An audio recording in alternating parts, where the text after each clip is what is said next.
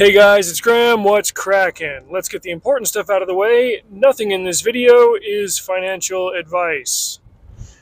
I'm reviewing Number Go Up by Zeke Fox. It's mainly about Sam Bankman-Fried, the guy who was running FTX, the crypto exchange, but it also covers other crypto exchanges in general, especially the ones that kind of popped in the last couple of years.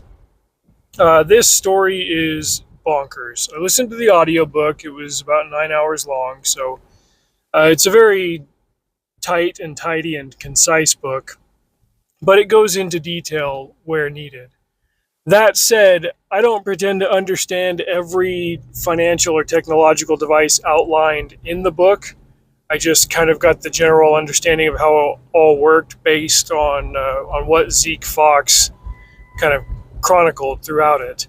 He is a journalist, so to the extent that what he reports is correct, it's a pretty insane roller coaster of a story. He gets into the history of what cryptocurrency is, the big ones like Bitcoin, and then the smaller ones, of which there are thousands and maybe tens of thousands.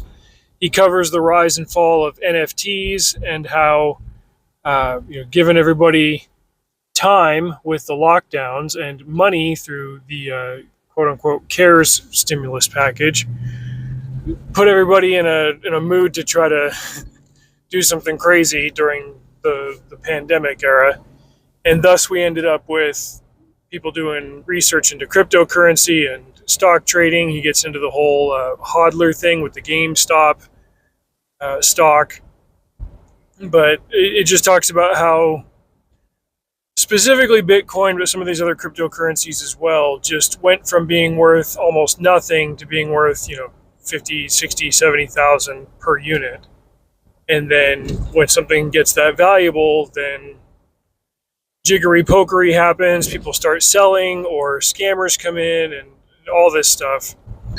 With specific regard to Sam Bankman-Fried and FTX, the way that the whole saga is characterized in the book, it's a little bit different than the understanding you get from it just watching corporate news.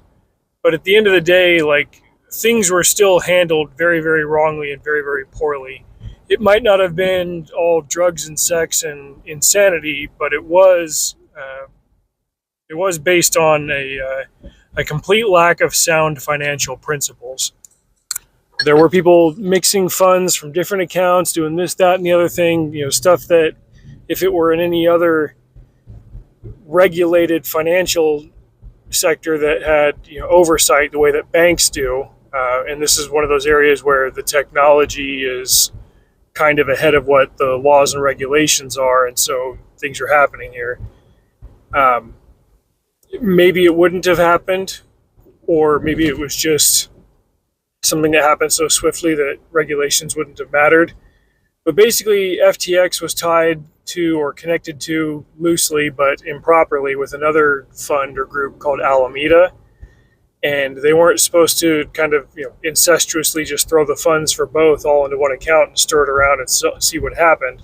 But basically something improper on that level did. Earlier this year, I watched the movies Margin Call and The Big Short, and it sounded like with them doing this financially unsound stuff, it kind of all came to a head with a similar thing that happened to the 2008 boom where people were investing and investing and investing, and then all of a sudden here's this thing that everybody thinks is worth something, be it a crypto coin or whatever, and slowly one person and then two people and then five people realize that it's not actually worth anything, and a run begins, and before anybody knows it, the first few to pull their money out are okay, and everybody else is left holding the bag. And this fund that was worth, like $30 billion was suddenly worth nothing overnight. That was crazy and scary and bonkers enough. I think the really insane part of the book was the NFT craze. I remember that one kind of skyrocketed to the forefront and then fizzled out, when it happened in real time, like 3 years ago. I don't even pretend to understand the intricacies of crypto, and I understand NFTs even less. I never understood the idea of paying $600 for a digital picture of anything when really, like, you're just paying to have your name attached to a database or something, and saying like, hey, I own this particular serial number of this thing. Like who the hell cares? Especially when Zeke Fox gets into like the details of what it's like to actually buy one of these things. If you know what the Bored Ape Yacht Club is, he bought one of those just because he's like, hey, I'm trying to get like neck deep into the investigation on this. I need to know what it's all like. And he had to put like $20,000 of his own money into play, $40,000, something like that. And had to talk to his wife about it. And they, he's younger than I am, and he's got young kids. And this is like him talking about cashing out money that his wife and him had saved for their kids' college and stuff, just so that he could do part of this thing for this story, and talking about the liabilities of it all. But the Bored Ape Yacht Club was basically a party and a collection of NFTs of monkey drawings. And it lasted like maybe a year before the whole thing went belly up. And there were people that had like literally emptied their 401ks to buy this NFT crap, only for it to like basically be the equivalent of them taking all of their savings in cash and lighting it on fire for nothing. It reminds me of what happened with the .com boom. That it was a little bit complicated. Dankula has a really good video on that one. But effectively, like, so many people wanted to be on the cutting edge of this new technology and to invest in it. And on paper, a whole bunch of capital value was created overnight. And then you come to find that people jumped the gun and this stuff isn't really actually worth anything at all. And they found out the hard way when everything that they put their money into, there suddenly wasn't anybody else to buy it, and the market collapsed.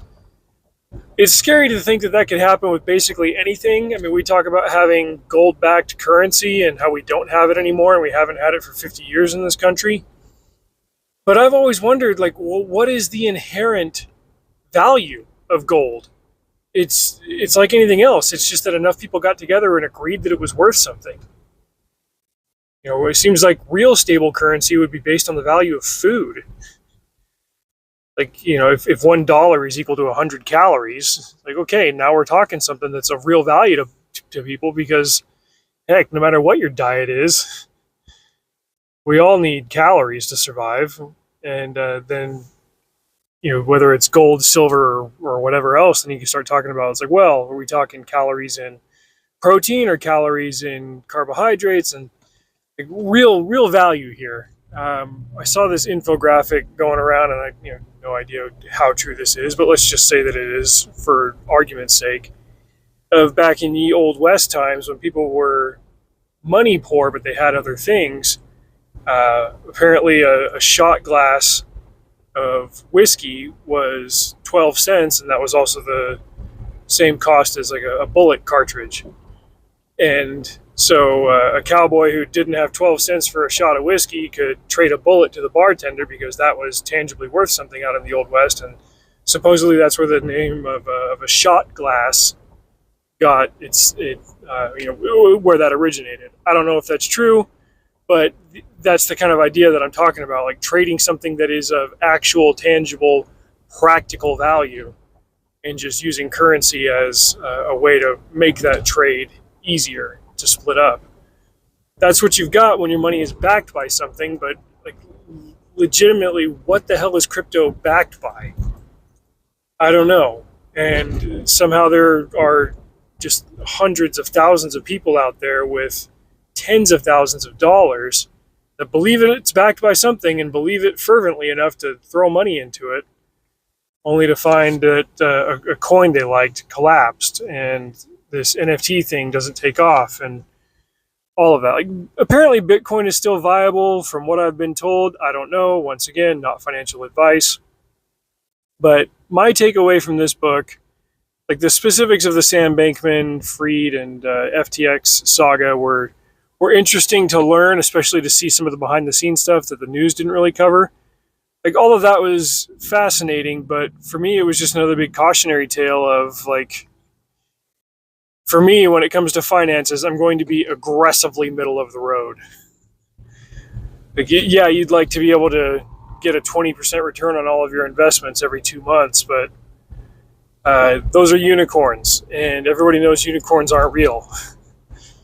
Just slowly and steadily add to your capital in a smart way. That's what I tell myself, but I'm not giving you that financial advice because I'm not giving anybody financial advice. The point is, I wouldn't mortgage my home to put 6 figures into a digital asset that is visibly worth nothing just because there's a whole lot of hype around it. And on some level, I guess I feel bad for people that did, but at the end of the day, do your homework. Final note, why isn't financial literacy a core class in public schools? Why don't they want you to know this? Why are you learning about alternate forms of pseudo-procreation instead of, like, how your freaking money actually works? Why would they not want you to know this? They. Anyway, good book. Read it. Content warning. He quotes plenty of people that drop the F -- word, so there's a bunch of that in there. Other than that, good book. Check it out. Drive safe. See you out there.